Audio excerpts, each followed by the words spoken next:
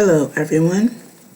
My name is Judith, and today I'm excited to share my personal journey of behavior change as part of our motivational, interviewing, and stages of change midterm project. Over the past 6 weeks, I have been working on changing a behavior that has impacted my daily life. That behavior is learning to say no and setting healthy boundaries. This was something I struggled with for a long time, and through this process, I've gained valuable insight into my personal growth, challenges, and the steps I need to take to maintain this change.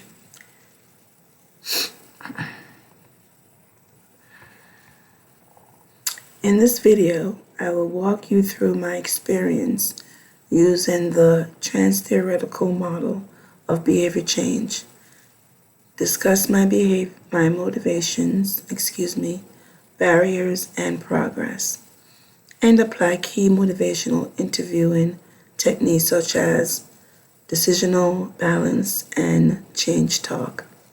I'll also reflect on what I've learned from attending NA and AA meetings and how they relate to the stages of change. So let's dive in. The behavior I chose to change is my tendency to say yes too often, even when it overwhelms me. I realize that I frequently put others' needs before my own, which led to stress, burnout, and frustration. I wanted to change this habit because it was affecting my mental health, productivity, and personal relationships. This desire to change was both internal and external. Internally, I felt exhausted and frustrated with myself for always overcommitting. I was always overcommitted. Externally, some of my close friends and family encouraged me to set healthier boundaries, noticing how much I was stretching myself too thin. Initially, when I identified this behavior in January, I was in the contemplation stage of the stage of change model. This means I was aware of the problem, but still uncertain about taking action.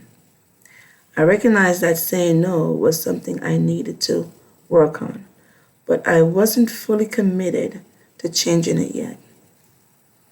However, after 6 weeks,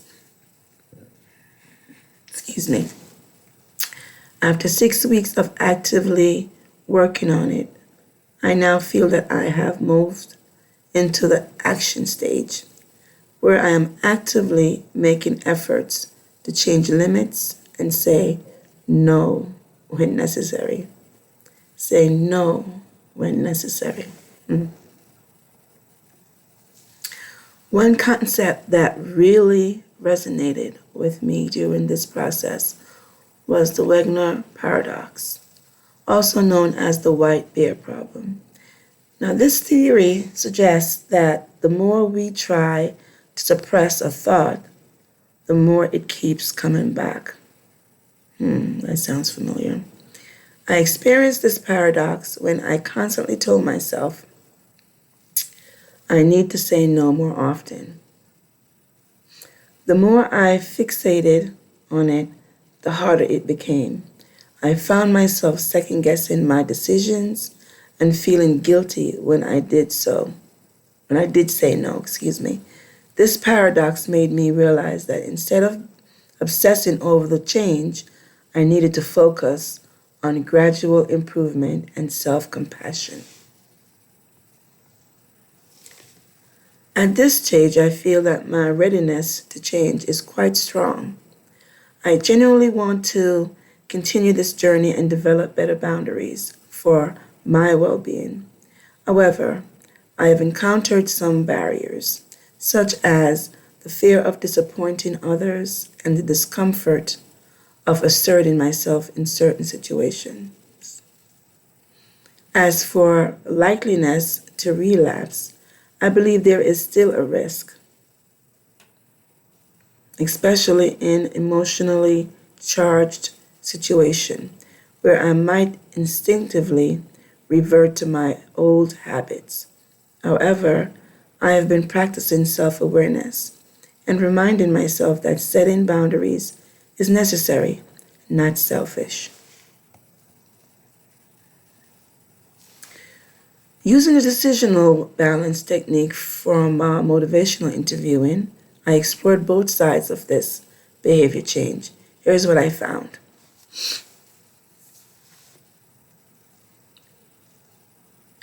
Advantages of staying the same. And that would be I would avoid conflict and don't risk upsetting others. Or people see me as reliable and helpful. Or I maintain a sense of control by keeping everything in order.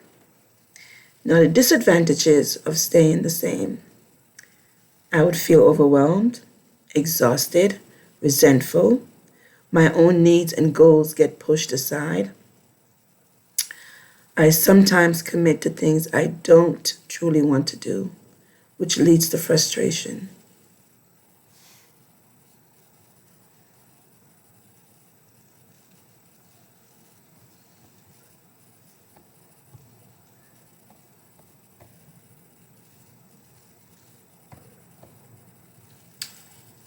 Not so good things about changing. Saying no can feel uncomfortable and awkward, Some people might not understand or react negatively. I worry about missing out on opportunities by saying no too often. Benefits of changing. I have more time for myself and my priorities, which sounds really good. I feel less stressed and more in control of my life, which is what I want. I am developing stronger and healthier relationships based on mutual respect.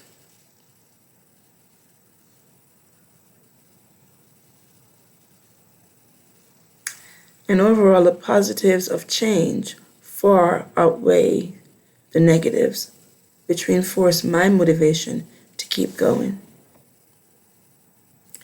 Throughout this journey, I've had moments of frustration with myself when I slipped back into old habits.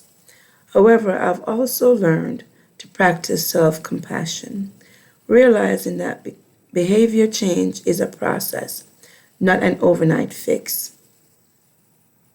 Instead of forcing myself to change, I am learning to influence myself with self awareness, patience, and practice. In the past, I have tried to force myself to change certain behaviors, but it usually led to temporary success, followed by frustration and relapse. This time, I'm focusing on sustainable progress rather than perfection.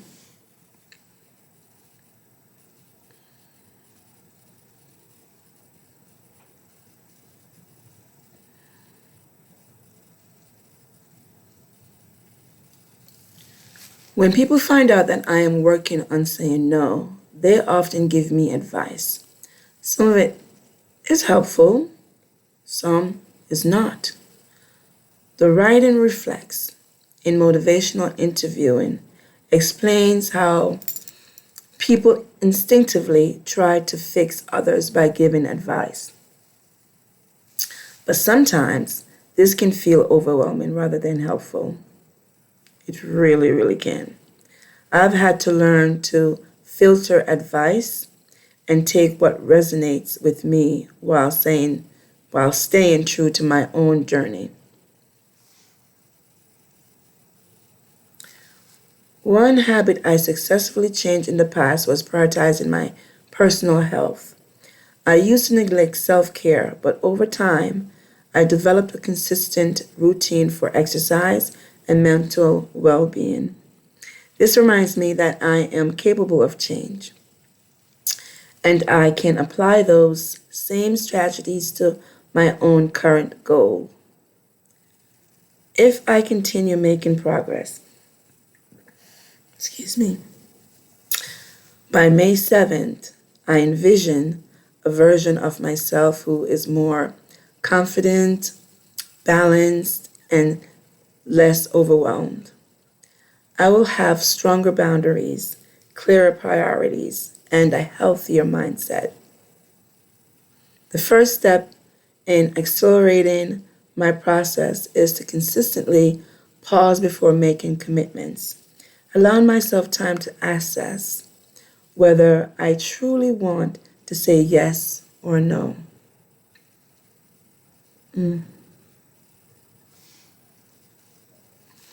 Attending the AA, excuse me, attending the AA and NA meeting gave me a deeper understanding of the stages of change. Most participants seem to be in the action or maintenance stage, having already committed to change. However, relapse is always a possibility, which is why the support system of the 12-step program is so valuable. It creates accountability and provides encouragement for those who may slip back into old patterns but want to return to change.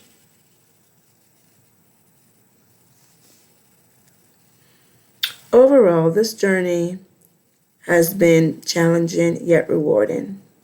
I've realized that saying no isn't just about words, it's about respecting my own limits and valuing my well-being. Through motivational interviewing, techniques, and self-awareness, I am making meaningful progress and I am committed to continuing this change beyond this course. Yes, I am. Thank you for listening to my journey, and I look forward to hearing your thoughts.